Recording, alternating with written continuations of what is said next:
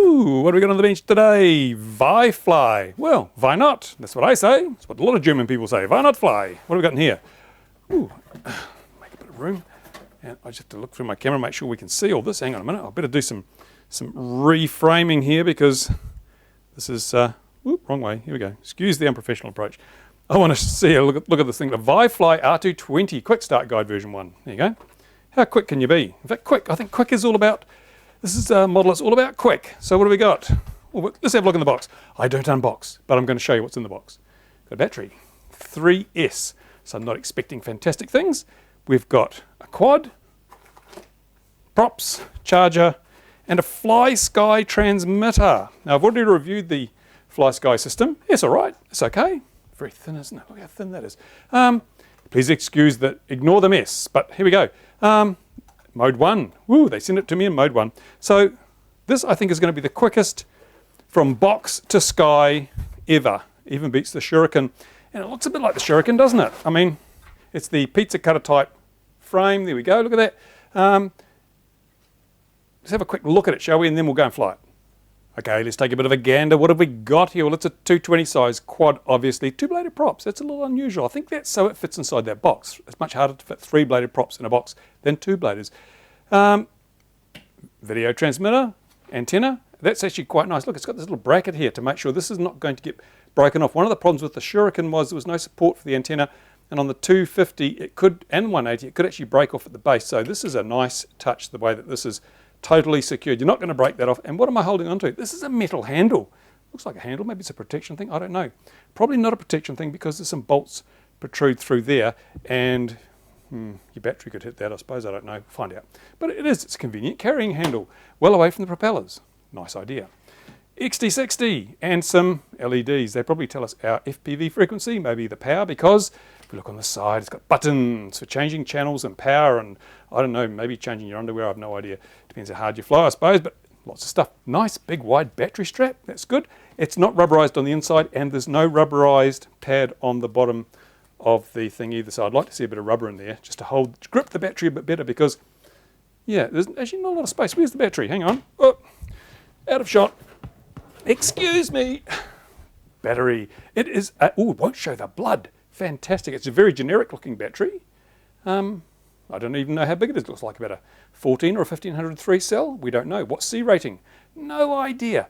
They don't tell us either. So just to take off faith that it's going to be the right battery for the machine. And I noticed that this is only just long enough to take this battery. So, and I think also, so look, it doesn't look like there's a lot of clearance in here.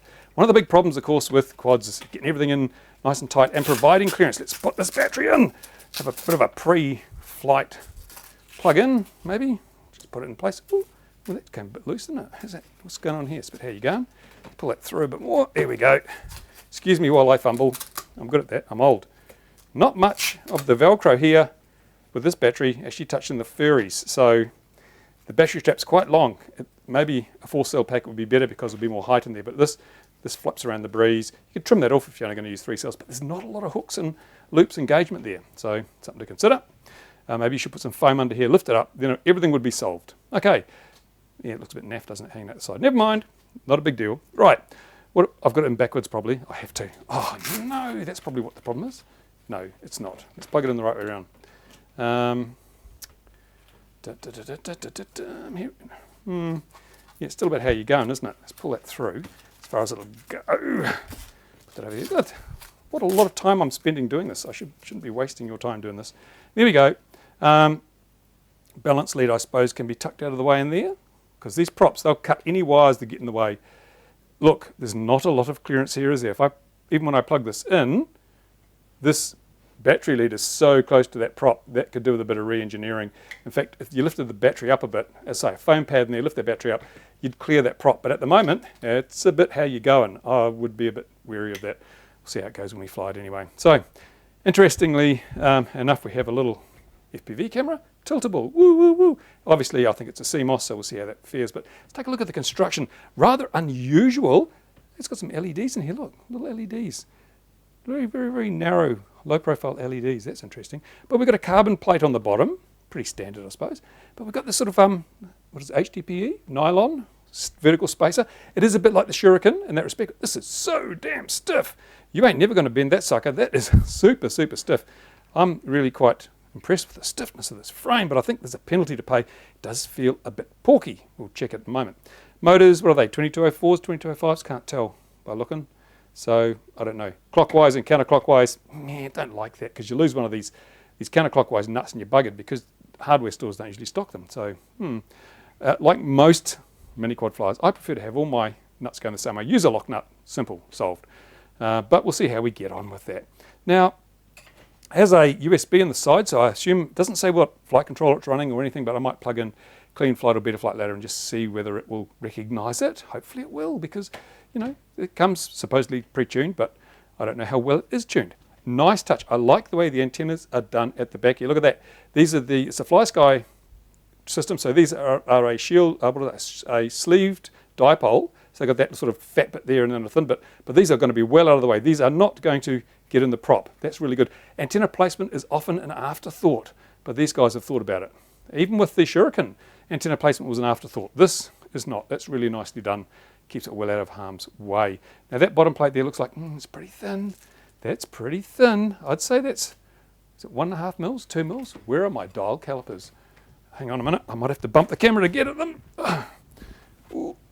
I should have got them out before, shouldn't I? Oh man, such bad preparation. But as I say, I want to get this thing in the air super duper quick because I think it's going to be super quick to get in the air. Now I can't actually find anywhere to caliper these because we've got this moulding on the side, so I'll just use, where are we? Let's try and I'll wear my granny glasses and try and get an estimate of the thickness of this plate. May say in the manual, but I haven't seen it. Here we go. Yeah, it's 2 mils thick, that top plate. So 2 mils is not a lot of carbon. Not a lot, sorry, the bottom plate, 2 mils, not a lot of carbon. What's this plate here? This looks like it's probably fiberglass. I think it's a fiberglass plate. And carbon on the bottom. So yeah, but with this sort of plastic webbing vertical here, it makes it super strong. I don't think you'll break this. Honestly, I really don't think you'll break this at all. Now let's get the scales that do not show the blood, because I think we're going to find that this is a little on the portly side. Right, on. I'll do it with the battery first. On, come on, here we go. I'll do it with the battery first, and it weighs, what? Oh, it's pounds. Scared the snot out of me, that did. I thought, oh my God, 1.3 kilos, no way. But it does mean it's 600 grams. Let's call it 600 grams with a battery. Take the battery out. So what's the dry weight, which is what we really compare these things with, because you can use different batteries. Dry weight, all ready to fly without the 472. Now that is getting a bit on the porky side, getting a bit heavy. I've got the Shuriken X1 here, which is a different category of quad, but let's do a comparison. Shuriken X1, yeah, 360, 470. So it's 100 grams heavier, over 100 grams heavier. But I think, given the target market, maybe that's not going to be such an issue, because I don't think this is a full-blown racing quad. I think this is the kind of quad you buy if you want to get into flying mini quads, and you want something that's going to be totally durable, because I'm looking at it, I'm thinking, yeah, you're not going to break that very easily. In fact, it reminds me very much of the frames that I've yet to build up. Oh, I'm out of shot again, hang on. The frames that were sent to me by Team Woolly Sheep, which I am trying to get built up. These things, look, HDPE, milled out. Again, very thick, very stiff, very tough. So, yeah, but this, remember, this is a ready to fly, not an almost ready to fly, not a bind and fly, not a plug and fly, ready to fly. Because in the box, as I say, we got the mini quad, we got the battery, and we got a transmitter, and it should all be bound up and ready to go. So what I'm going to do now is I'm going to go out and see if the damn thing will fly without doing a damn thing. Just turn it on, see if it works. Fingers crossed. Let's go. Okay, here we are. I hope there's probably going to be a lot of wind noise on this recording because I'm using my Xiaomi Yi. I don't have a wind noise filter on it. Let's see how long it takes to fly this thing once you get it out of the box. Take it out of the box. Here we go. Look, there it is. Battery. We have a battery. And of course, I worked out that the battery lead's not a problem as long as you put the battery in the right way around. Mount it, put it vertically. Oops, up the other way perhaps. Vertically, and then it's narrower so the wires won't foul the, I think maybe the battery lead's supposed to go through there. Look at that. Why? Oh, okay. Alright, here we go.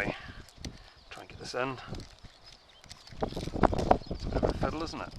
Here we go. It's looking up that way this time. Yeah, then the battery strap fits better. It was, mind you, it is a bit harder to get it tight. You might want to tuck that Balance lead in. balance lead in. Done that. Right, transmitter. And plug in the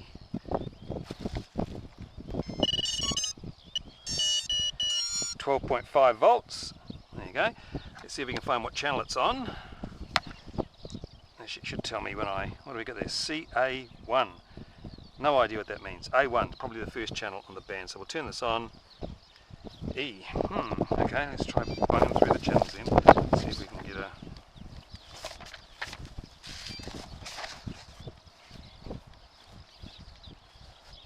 There we go.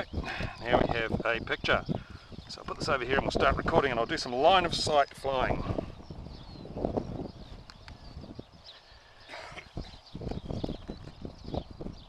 Alright. Trials and tribulations, folks. Let's try it again. Angle mode. Lots of your authority. So there it is. I took it out and was very quick to get out of the box and into the air. I've got to say it's the quickest quad ever to get out of the box into the air. I simply charged the LiPo, simply put some nickel metal hydride batteries in the transmitter. Out we went, popped it out of the box, and I set the video channel, which is fairly straightforward, that's marked on the machine, although I didn't notice that, so I looked in the manual.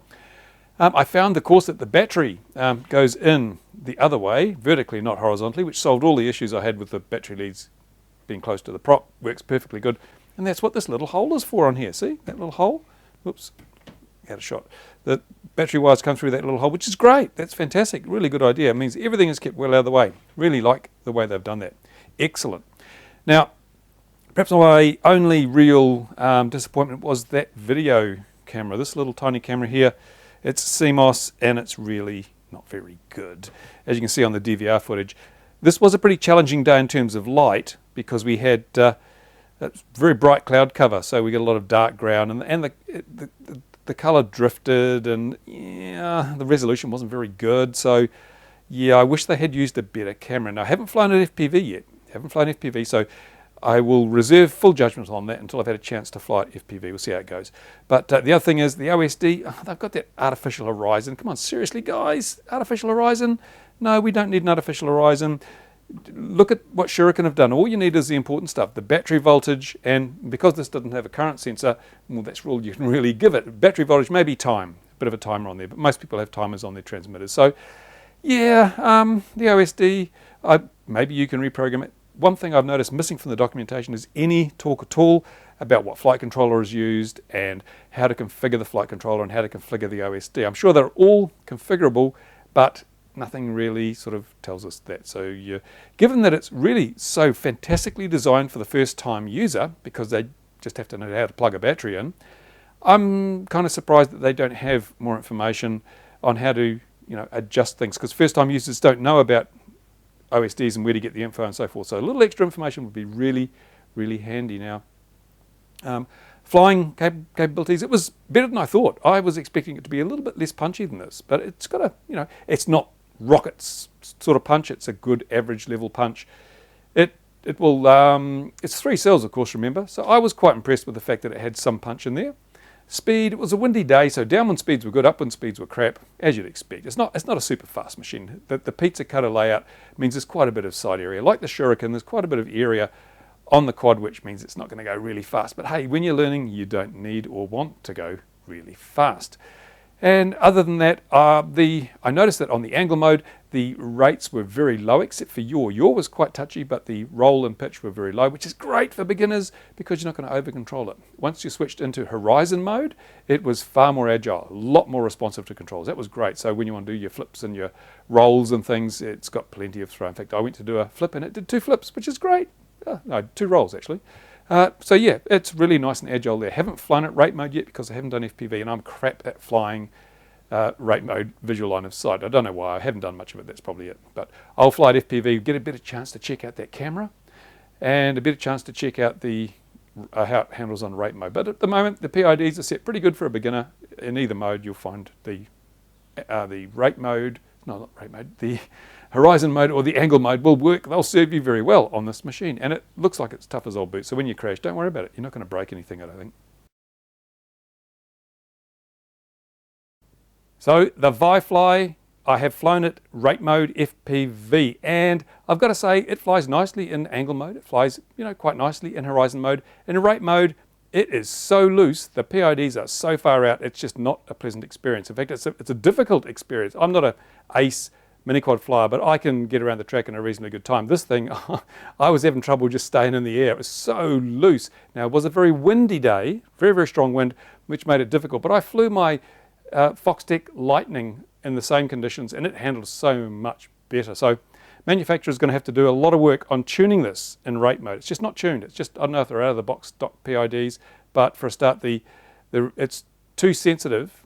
Certainly might be okay for aerobatics, but for track racing, it's just too sensitive. It's hard to keep in a straight line, and it wanders badly. So yeah, I will play with the PIDs. I'll give it a tune, see how good I can get it. I'll publish those PID figures so everyone who might buy one of these can benefit from that. The other thing is, when the sun was out, this camera worked reasonably well. The image quality wasn't too bad, and it was certainly better than it was under the subdued lighting I first flew it in. But as soon as the sun went behind a cloud, forget it. I could hardly see the ground. It is a CMOS camera, and it has all the worst traits of CMOS cameras. That it just doesn't handle dynamic range and light change very well at all. So I would say to ViFly, find a better camera. It's going to make a huge difference to this product. As it was when the sun went out, I couldn't really even fly at FPV. It was so bad. It just darkened up so immensely. It was just terrible. So, yep, ViFly, tune the PIDs for rate mode and get a better camera for that. And you've got a real winner, because someone who wants, this is targeted at the person who has never flown a drone or a mini-quad before. They probably don't even have a radio control transmitter. So you're buying a complete buy and fly package, which is great. And it's a robust, a rugged buy and fly package. So in that respect, you have something that could sell really well, but you do need to fix up the camera and the tuning, and then it will be much better. Little things shouldn't cost a lot. If you do that, then it'll get my unreserved thumbs up. In the meantime, it's going to be good for line of sight. It's going to be good for people just getting into it, but you're going to have to learn how to tune a quad. And when you fly FPV, you're only going to be able to fly on the sunny, sunny days. So there you go. That's my review of the ViFly R220. If you've got questions, comments, put them in the usual place. Now I will clear my bench and get on with something else. And I'm going to be flying this a little bit more over the next few weeks and tuning those PIDs. And I'll come back to you with an example of how we can possibly tune it to the best potential. And I'll do some more flying. You can judge for yourself whether it handles well enough in the rate mode. Thanks for watching. Bye for now.